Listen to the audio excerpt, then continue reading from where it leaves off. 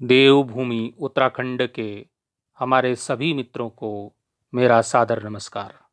मित्रों, आज हम अपने इस वीडियो में अध्ययन करेंगे हमारी कक्षा 10 की हिंदी की सहायक पुस्तक संस्कृत विनोदिनी का।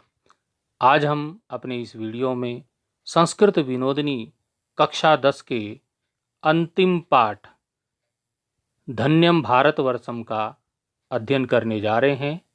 मित्रों, संस्कृत विनोदिनी की यह पुस्तक उत्तराखंड बोर्ड द्वारा निर्धारित विद्यालय शिक्षा उत्तराखंड द्वारा विकसित पाठ्यपुस्तक है और इस पाठ्यपुस्तक से उत्तराखंड बोर्ड में 20 से 30 अंक के प्रश्न पूछे जाते हैं, जो कि बोर्ड के विद्यार्थियों के लिए बहुत ही महत्वपूर्ण है।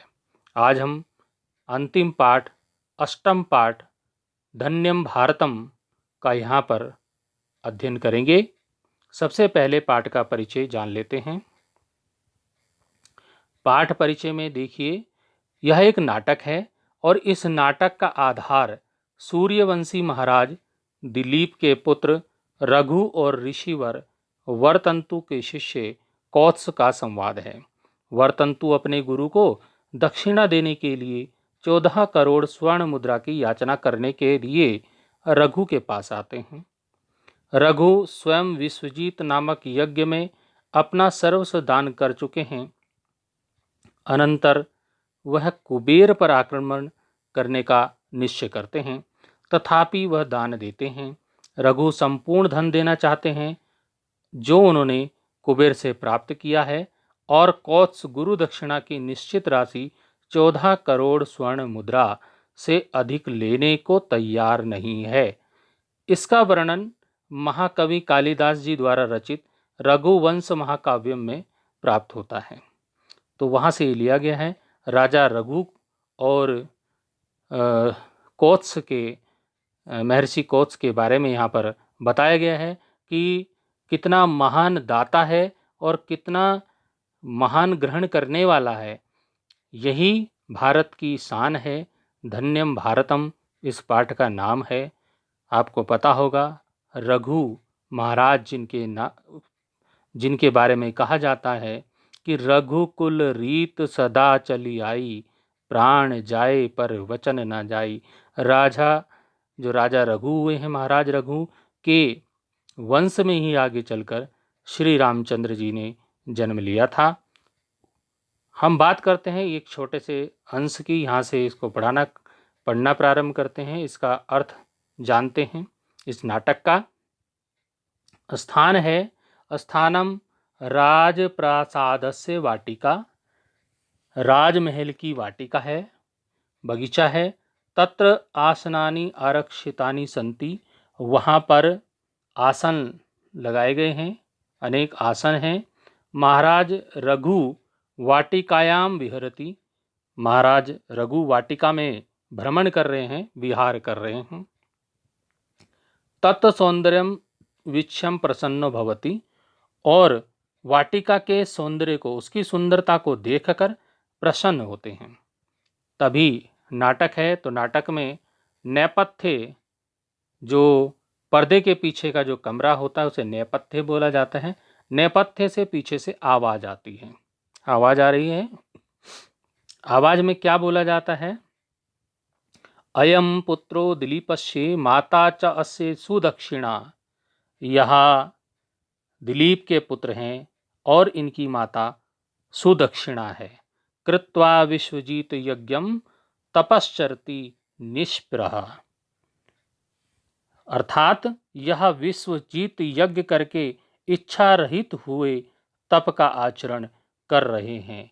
यहाँ पर जो ये अंतिम जो शब्द आया है, निष्प्रह का मतलब होता है, इसका अर्थ है कि बिना किसी चाह अथवा इच्छा के जो व्यक्ति तपस्वी का आचरण करता है, तपश्चरति मतलब तप का आचरण कर रहा है, वो कौन है? महाराज दिलीप का पुत्र रघु है। अब आगे देखिए, यवनिका अपसरति। यवनिका बोलते हैं पर्दा, जो नाटक नाटक होता है तो उसमें जब पर्दा होता है, जैसे आपने गांव में रामलीला देखी होगी, तो उस तरह पर्दा खुलता है, यवनी का मतलब पर्दा हटता है और महाराज रघु उसमें दिखाई दे रहे हैं। देखिए रघु बोलते हैं, प्रकृति सौंदर्यम अवलोकयन, महाराज रघु प्रकृति के सौंदर्य को देखते हुए बोलते हैं, अहो रमणीयता वाटिकायाः, अहो कितना सुंदर, अहो वाटिका की रमणीयता, सुंदरता, शांतम वातावरणम, शांत वातावरण, वातावरण शांत है, विशंति लता, लताएं हंस रही हैं, कूजंती पक्षिणा, पक्षी कूजते हैं, कूजन कर रहे हैं, अतिथि सेवार्थम प्रस्तुता पादपा, और जो पादप हैं, पौधे हैं, वृक्ष हैं, वो अतिथि की सेवा के लिए प्रस्तुत हैं। एते सर्वे तप आचरंती, और ये सब वाटिका में ये सब जो दिखाई दे रहा है, ये सब तपस्वी का तप का आचरण करते हैं। द्वारिका प्रविशति, उतनी देर में द्वारिक आ जाता है। द्वारिक बोलते हैं द्वारपाल, द्वारपाल प्रवेश करता है। द्वारपाल क्या कहता है, देखिए, द्वारिका, द्वारिका बोलता है, द्वारपाल बोलता है, जय तू महाराज, जय हो महाराज, कश्चिद ब्रह्मचारी प्रतिहार भूमो तिष्ठति, कोई ब्रह्मचारी आया है और दरवाजे पर खड़ा है, प्रतीक्षा में खड़ा है। रघु ब्रह्मचारी, रघु बोलते हैं ब्रह्मचारी, ब्रह्मचारी आया है, शीघ्रम सादरम प्रवेश तम, शीघ्र आदर के साथ उसको प्रवेश कराओ, अंदर लाओ। द्वारिको गच्छति, द्वारपाल जाता है, ब्रह्मचारिणा सह प्रविशति, और ब्रह्मचारी के साथ प्रवेश करता है। रघु रघु बोलते हैं, नमः समागताये ब्रह्मचारिणे प्रणाम मुद्रा प्रदर्शयति, नमः मने नमस्कार, आए हुए ब्रह्मचारी को मेरा नमस्कार, और प्रणाम मुद्रा में दोनों हाथ जोड़ करके खड़े हो जाते हैं, बोलते हैं ब्रह्मचारी को, आए हुए ब्रह्मचारी को मेरा नमस्कार, स्वागतम अस्ति भवतः, आपका स्वागत है। अब ब्रह्मचारी जी बोलते हैं, स्वस्ति भवते, स्वस्ति भवते मतलब आपका कल्याण हो। आशीर्वाद मुद्रा प्रदर्शति, आशीर्वाद मुद्रा में का प्रदर्शन करता है ब्रह्मचारी, और फलानी समर्पयति, और जो अपने साथ फल लेकर आया था उसको समर्पित करता है, उनको देता है, फल समर्पित करता है। रघु महाराज बोलते हैं, हस्तेन आसनम दर्शयन, हाथ से आसन दिखाते हैं बैठने के लिए, उपविष्टु भवान, आप बैठें अर्थात आसन ग्रहण करें। कोत्स बोलते हैं उपविष्ट, बैठ करके बताते हैं, अहम कोत्स, मैं कोत्स हूँ, महर्षि वर्तंतो शिष्य, महर्षि वर्तंतु का शिष्य हूँ। अपना परिचय कराते हैं कि मैं कौन हूँ, कौन ऋषि हूँ, अपना बताते हैं। अब रघु महाराज जी कहते हैं, रघु बोलते हैं, एवं ऐसा है, नमो नमः गुरुवे, गुरु जी के लिए नमस्कार, गुरु जी को हमारा नमस्कार। भवता दर्शनेनैव मम जीवनम पवित्रम अभवत, आपके दर्शन से ही मेरा जीवन पवित्र हो गया है। कुशलम अस्ति सर्वशास्त्रमे, कुशलम अस्ति कुशल हैं, सर्वम आश्रमे, सभी कुशल हैं, आश्रम में सब कुशल हैं। तपस्यायाम क्वचित विघ्ना तु न उत्पद्यन्ते, तपस्या में कोई विघ्न तो उत्पन्न नहीं होता है। कोत्स बोलते हैं, सर्वम कुशलमस्ति, सब कुशल हैं, स्थिते भवती क्व विघ्ना तपस्विनानाम, आपके होते हुए क्या विघ्न तपस्वी नाम, तपस्वियों को विघ्न कहाँ, अर्थात आपके रहते तपस्वियों को कोई विघ्न नहीं हो सकता। रघु बोलते हैं, अस्तु, अच्छा, भवता आगमनस्य स्यात् किमपि विशिष्टम प्रयोजनम, क्या आपके आगमन का कोई विशिष्ट प्रयोजन है? आप किसी विशेष प्रयोजन से, विशेष काम से आए हो?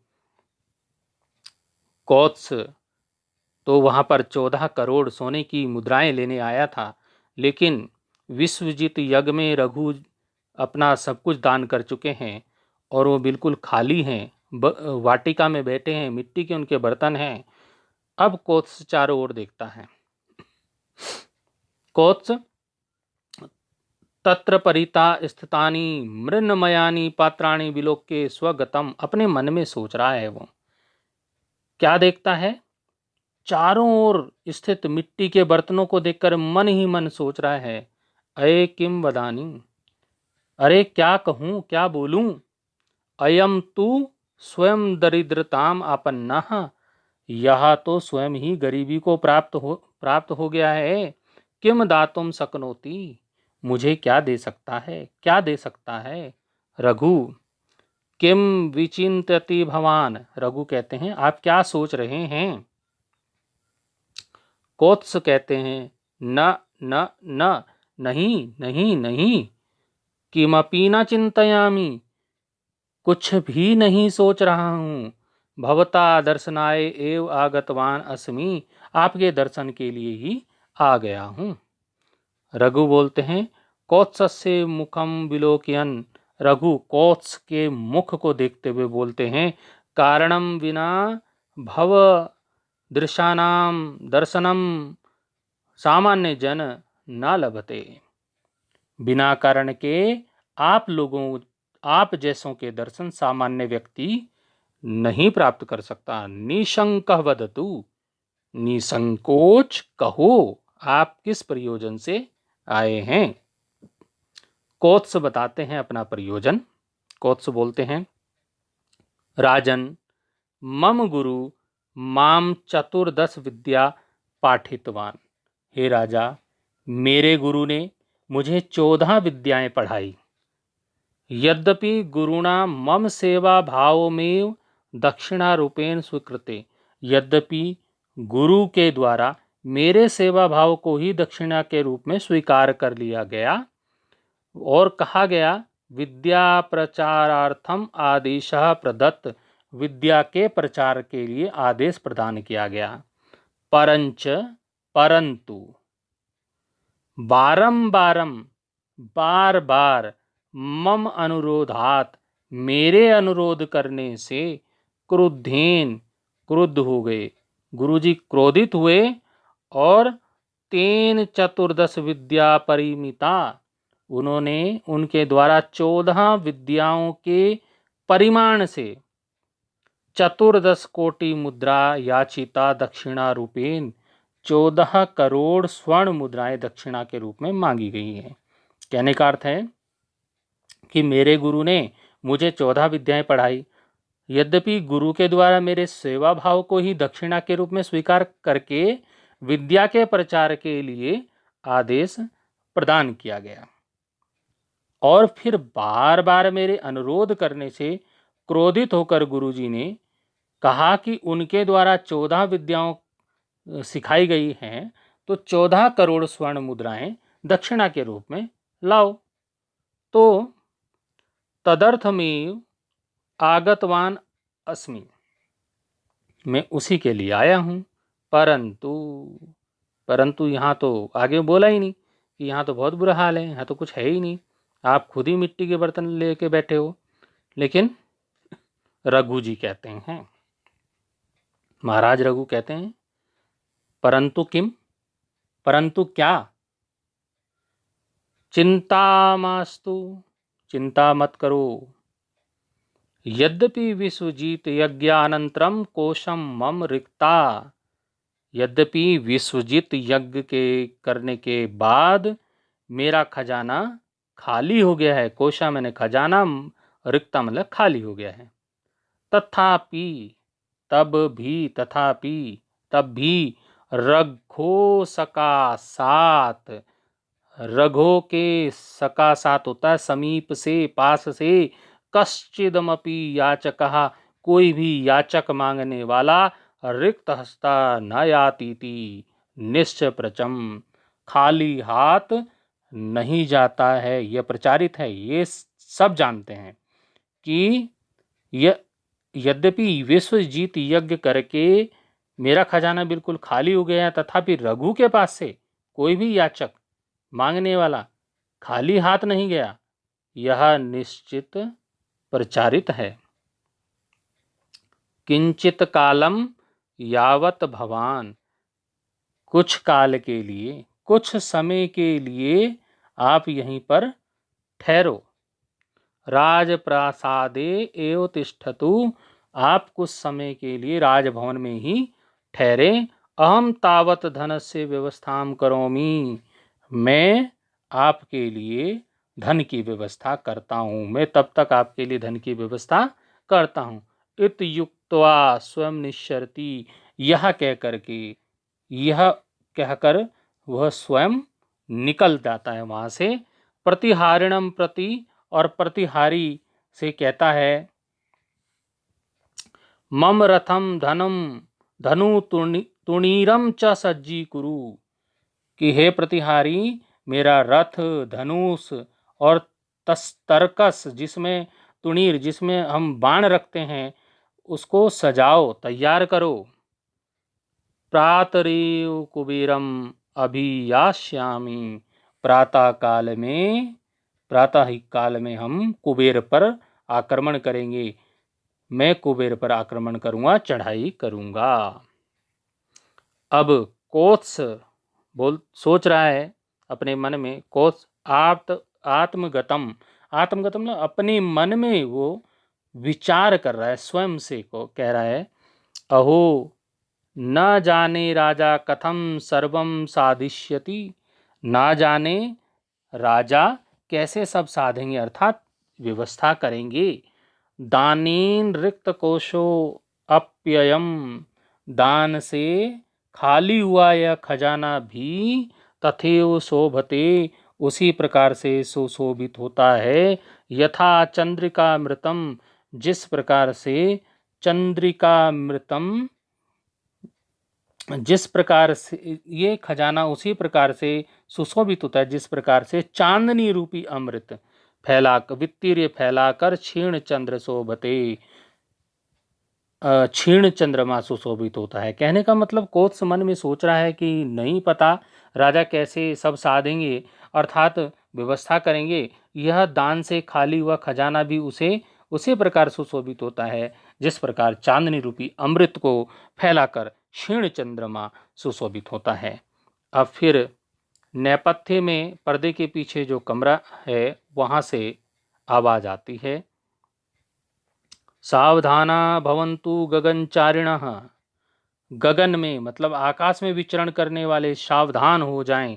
अयम सूर्यवंश प्रदीपो, मैं सूर्यवंश के दीपक स्वरूप रघु कोवेर कोशम आक्रमितुम इच्छति, कुबेर के खजाने पर आक्रमण करना चाहता हूं।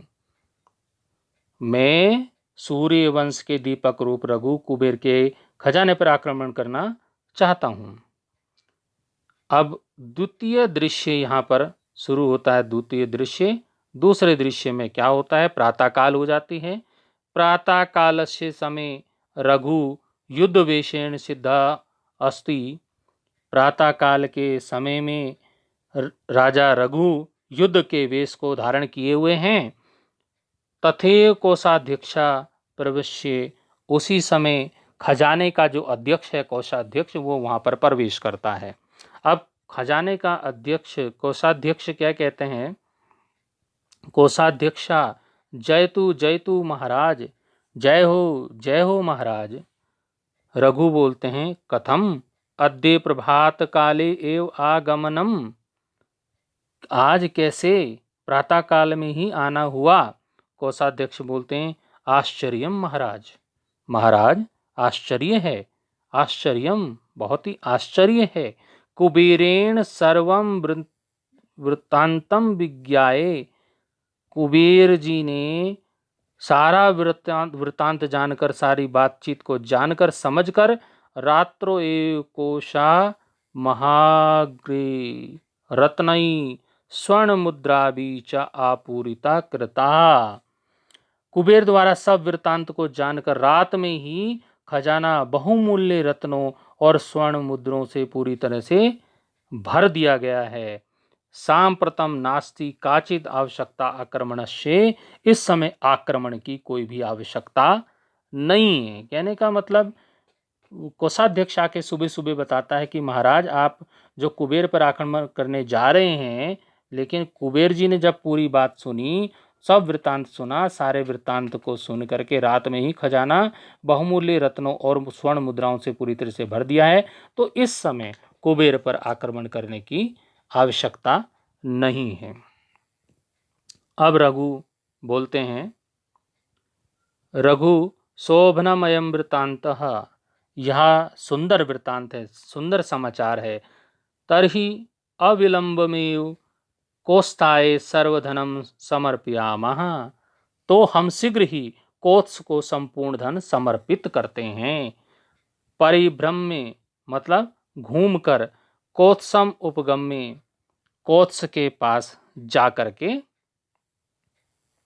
रघु बोलते हैं, रघु ब्रह्मचारिण, ब्रह्मचारी, सर्वम सिद्धम, सब सिद्ध हो गया है, सब व्यवस्था हो गई है। भवान कोषागारस्था सर्वा मुद्रा स्वीकरोतु, आप खजाने में स्थित सब मुद्राएं स्वीकार करें।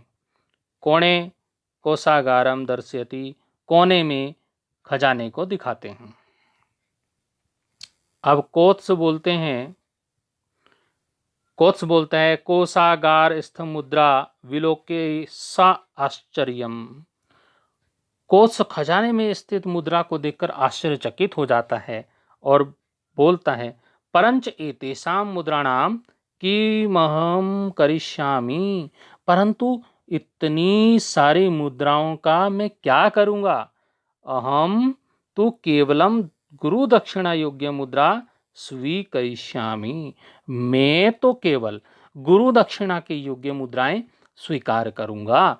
अन्यथा मुद्राणाम का आवश्यकता ब्रह्मचारिणी, अन्य मुद्राओं का अर्थात अन्यथा ब्रह्मचारी को मुद्राओं की क्या आवश्यकता है। रघु बोलते हैं, अस्ति तो सत्यम, यह तो सत्य है, जो आप कह रहे हैं सत्य है, परंतु स्वयमेव कुबेरेण संभाविता मुद्रा, स्वयं कुबेर ने ये मुद्राएं संभावित की हैं, उत्पन्न की हैं। एतत् सर्वं भवता एव, यह सब आपका ही है। मुद्राणाम नास्ति मम प्रयोजनम, मुद्राओं से मेरा कोई भी प्रयोजन नहीं है। कोत्स बोलते हैं, नैव नहीं, कदापि अधिकम न करी स्वीकरिष्यामि, नहीं कभी भी अधिक स्वीकार नहीं करूंगा मैं। यावत गुरुवे देयम, जितनी गुरुजी को दे हैं, जितनी मुझे गुरुजी को देनी है, तावदेव स्वीकरिष्यामि, उतनी ही स्वीकार करूंगा। अन्यथा लुब्धकत्वेन मम गणना भविष्यति, नहीं तो लोभी लोगों में, लालची लोगों के रूप में मेरी गणना होगी, मेरी गिनती होगी। रघु बोलते हैं, परंच एतेषां किमहं करिष्यामि, परंतु इनका मैं क्या करूंगा। भवते सर्वमस्ति, यह सब आपका है। सर्वम स्वीकृत्य गच्छतु, सब स्वीकार करके जाएं। उभावपि परस्परम दातुम, दोनों ही परस्पर देने के लिए अस्वीकर्तुम च दृढ़ो भवत, और अस्वीकार करने के लिए दृढ़ हैं। दोनों कहते हैं कि मैं इसका क्या करूंगा, मैं सारी नहीं ले जाऊंगा, मैं क्या करूंगा, तुमको ले जानी पड़ेगी। इस तरह दोनों स्वीकार करने के लिए और अस्वीकार दोनों जो है परस्पर देने के लिए और अस्वीकार करने के लिए दृढ़ हैं। तस्मिन्नेव काले भवति पुष्प वृष्टि, उसी समय स्वर्ग लोक से पुष्प आकाश से पुष्प वर्षा होती है, देवता लोग पुष्प वर्षा करते हैं। नेपथ्य पीछे से आवाज आती है कमरे से। क्या आवाज आती है? धन्यो अयम ईदृशो दाता, धन्योऽयं खलु याचका, उभाभ्याम धरणी धन्या, धन्यम धन्यम च भारतम। तो इसका अर्थ क्या होता है? धन्यम धन्यो अयम ईदृशो दाता, धन्य है ऐसा यह दाता, धन्य है कौन? रघु, जो देने वाला है, ऐसा यह दाता धन्य है। और धन्य अयम खलु याचका, और धन्य है यह याचक भी धन्य है, निश्चय ही धन्य है, लेने वाला भी धन्य है। क्योंकि आजकल कोई इतना दुगना तिगना ज़्यादा धन देगा तो कोई भी अस्वीकार नहीं करता, ले लेता है उसको, चाहे दुनिया बाद में कुछ भी बोलते रहे। लेकिन कोत्स ने नहीं लिया तो नहीं लिया, उसने कहा नहीं लूंगा मैं इतना। तो धन्य है वो देने वाला और धन्य है वो लेने वाला। उभाभ्याम धरणी धन्या, और इन दोनों की, देने वाले की लेने वाले की, दोनों की धरती भी धन्य है। धन्यम धन्यम च भारतम, और यह भारत माता, यह भारत धरती, भारत भूमि धन्य है, भारत धन्य है, धन्य है, धन्य है। तो इस प्रकार से पटाक्षेप होता है, पर्दा गिर जाता है और नाटक का अंत हो जाता है। इस प्रकार ये छोटे से नाटक के माध्यम से बताया है कि हमारा जो भारत है वो कितना धन्य है और भारत में रहने वाले लोग कितने धन्य हैं। तो ये धन्यम भारत भारतम जो पाठ है हमारा संस्कृत विनोदनी कक्षा 10 का अंतिम पाठ, ये बहुत ही सुंदर पाठ है और इससे प्रश्न अवश्य पूछे जाते हैं बोर्ड परीक्षाओं में। बहुत महत्वपूर्ण पाठ है, तो आप इसको अवश्य ध्यान से समझेंगे।